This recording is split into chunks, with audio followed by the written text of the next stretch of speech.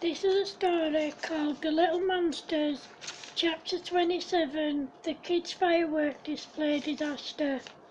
It's almost bonfire night and the kids have made a huge guy fort. They take it round the streets in an old pram, asking for a penny for the guy, with their parents' permission. About 2 days after they make the guy forts, it's Halloween, and the kids go trick-or-treating. Whenever someone didn't answer their door or didn't give them anything, the kids threw stink bombs in their homes or put them through their letterbox. They didn't think that anyone would recognise them, but of course they did. After they'd been out trick-or-treating for about half an hour, they went round putting fart and burp sweets in the other kids' treat bags. When they went to people's houses, they decided to up their game by giving them burp and fart sweets by throwing them in their houses or putting them in their pockets or through their letterboxes. Of course, all those who knew the kids knew that the sweets were joke sweets, and they just threw them away. However, those who didn't know them ate the sweets, and every time any kids came to their door trick-or-treating, all they did was fart and burp, much to the kids' amusement. As the night wore on, the gang put itching powder, fart bombs, fart and burp sweets, and stink bombs through people's doors and in the other kids' treat bags. That night, whilst they were out trick-or-treating, the kids saw a couple coming back from shopping with bags full with boxes of fireworks. Kiko went up behind them and took a box out of each bag. They took them to a safe place where no one would think of looking and hid them. The next day, the kids were out playing near some shops when a delivery lorry pulled up. Just as the delivery man was taking a delivery of fireworks into one of the shops, some of them fell off the trolley he was using. The kids picked them up and hid them under their coats so that no one could see them. Later that day, they were all out with their guy forks dummy collecting penny for the guy when another delivery van pulled up. Yet again, the delivery guy didn't secure the delivery on his trolley correctly, and a few boxes of fireworks fell off. Again, the kids hid them under their coats and carried on with their penny for the guy. Then they saw a young woman coming out of the shop, and as she did, her bags were overflowing with fireworks. As she walked to her car, some of the fireworks fell out of the bags, and the kids quickly picked them up and hid them. Every day for the next couple of days, the kids hung around the local shops doing penny for the guy. Every time anyone came out of the shops with fireworks, the kids took some of them out of their bags discreetly. Then they moved to another parade of shops and did the same thing there. On the third day, the kids decided to do penny for the guy outside the local supermarket on their local shopping centre. Every time anyone came out of the shops with fireworks in their shopping bags, the kids took some. However, Kickers and Creepers' mums came up to them and asked them how they were doing with penny for the guy, and they said they were doing really well. What the mums didn't realise was that all 6 kids had fireworks hidden under their coats. As soon as they were out of sight, the kids breathed a sigh of relief. They decided to move away from that shopping centre and they went to another one. They stayed for a few hours, and again when anyone came out of the shops with bags full of fireworks, the kids took some and hid them under their coats.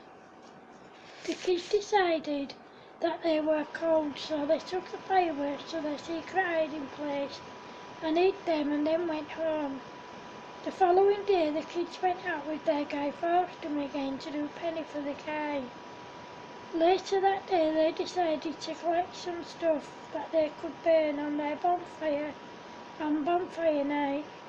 Thankfully they found loads of stuff and they took it all to their secret hiding place and hid it, and then they went home. The next day was mischievous night and the kids decided that they were going to have a bonfire with a fireworks display that night as well as bonfire night. They told as many people as they could and then they got to work making the food and the punch. They made ham sandwiches with lots of salt, pepper, onions and rosemary on top. Potted beef sandwiches with mushrooms, onions, peppers, salt, vinegar and rosemary on top. Then they made cheese sandwiches with the same ingredients as the other sandwiches. In the punch they put orange juice, Coca-Cola, orangeade, lemonade, white wine, red wine, bitter, lager, whiskey, vodka, gin and Advocaat. Then they took everything to where they were having their bonfire and fireworks display. That night the kids were ready and raring to go. As soon as the guests started to arrive, they lit the fire and then handed out the food and the punch. They charged £3 for the food and everyone could eat as much as they wanted, and £2 for a glass of punch. However, some of the fireworks didn't go off, so the kids lit them again, causing them to go off in all kinds of directions, much to everyone's amusement. The guests continued to arrive and everyone was having an amazing time, and the kids were making a killing. As the night wore on, everyone was getting more and more drunk, and the kids decided to charge them for everything they ate. They didn't care as they were all too busy getting drunk and enjoying themselves. However, someone alerted the kids' parents and they got there just as the kids were lighting more fireworks. They threw water on the fire and the fireworks, then they dragged the kids home by their ears. When they got home, all the parents asked their kids, "What were you thinking?" The kids all started to cry, "Wah, wah, wah." Then they all said between tears, "We were having a bonfire party, wah, wah, wah." Do you know how dangerous fire and fireworks are? You know better than to play with matches and fire. All the kids were smacked hard on their bums and sent to bed early. However, they weren't done yet, because as soon as they all went to their rooms, they all put huge teddies in their beds, making it look like it was them. Then they climbed out of their bedroom windows and went back to the bonfire party and stayed there until about 1 a.m. and their parents didn't have a clue. The next day was bonfire night and the kids had been told not to leave the house for any reason. Of course they didn't take any notice, as soon as their parents had gone to work, they all made their way to Kika's house. When they got there, they made more food and punch. They cleaned up their mess, then they took everything to the site of the bonfire, and then they went home. That night, when they were supposed to be in bed, they climbed out of their bedroom windows and went to the bonfire site and set everything up, ready for the guests to arrive. As soon as they all started to arrive, the kids lit their fire and some of the fireworks. Then they put some music on the ghetto blaster. However, this time they made the fire twice as big as it was the first time, and they lit twice as many fireworks as they did the first time. Everyone was having an amazing time, and then all of a sudden, the fireworks started getting out of control.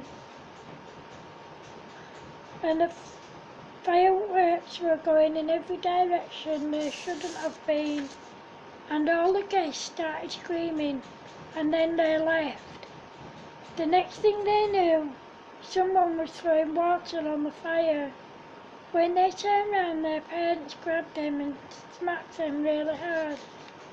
When they got home, they were smacked really hard again. Then they were told that they were grounded until further notice and sent to bed. This time though, they couldn't sneak out because their parents had put locks on their bedroom windows. Also, Also, during the days it was the school holidays, their parents made them go to work with them. Of course, as their parents were busy working, the kids managed to get away and they went to play on the swing. When they eventually went home, they were smacked hard on their bums again and sent to bed really early with no tea or supper. End of chapter 27. Thank you. Hope you like it. Bye.